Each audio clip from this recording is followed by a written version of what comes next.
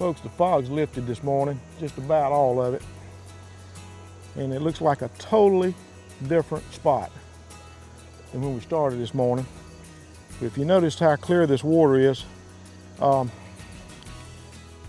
these waters are listed as some of the cleanest water.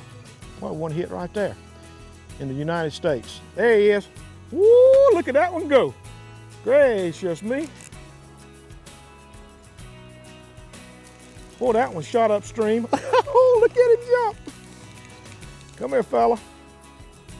Come here. Oh man, that's a nice one. Oh. I swear.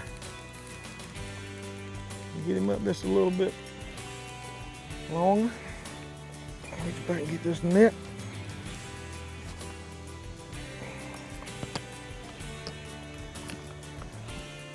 Come here, fella.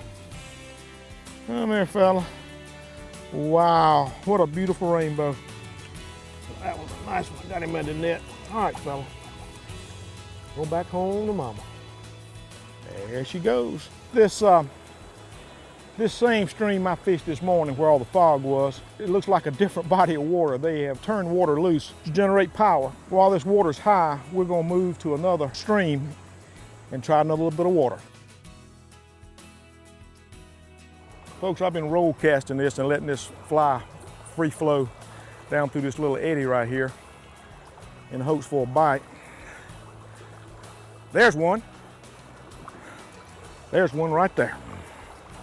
There he is. Come on, baby. Come on. Oh man, they can pull pretty good in this current. Wow, it's a pretty rainbow. You know, using these barbless hooks, you gotta keep constant pressure on these fish because if you give them much slack, they'll become unbuttoned, but it sure helps your ratio of release success without harming these native fish. Because really the only time we'll ever keep one is if we harm him. Then we try to make sure he goes to good use. Oh man, look at the color on that rascal. Wow. Is that not pretty? All right, let's see if I can get you back unharmed.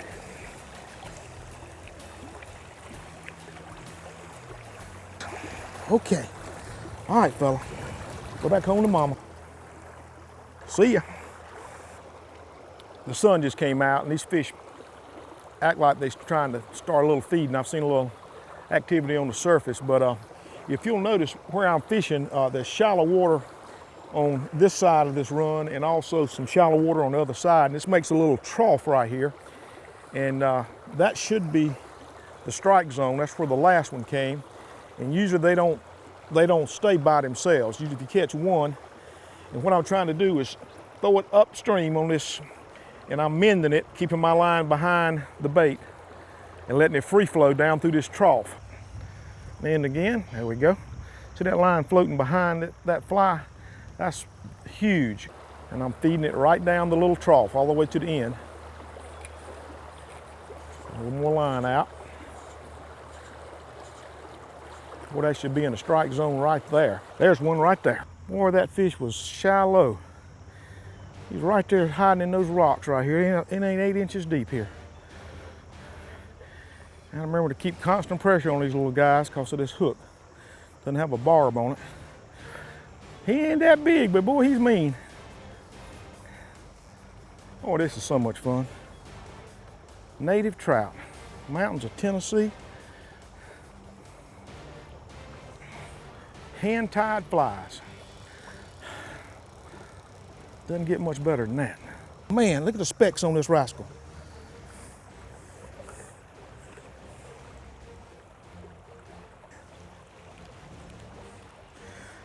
Okay. This one's got some color to him. Look at that. Boy, ain't he pretty? All right, let me let him go before he gets injured. All right, fella, going back home. Tell him where you got it. Good and lively. Man, that's fun. Folks, I can't stress enough how important it is when you're fishing these tailwaters to check the generating schedule up above you and kind of know how far you're away from where they're turning water loose when they're generating. But these tailwaters can just instantly just become very treacherous. So checking the schedule on these tailwaters when they're generating is huge, and I can't stress that enough.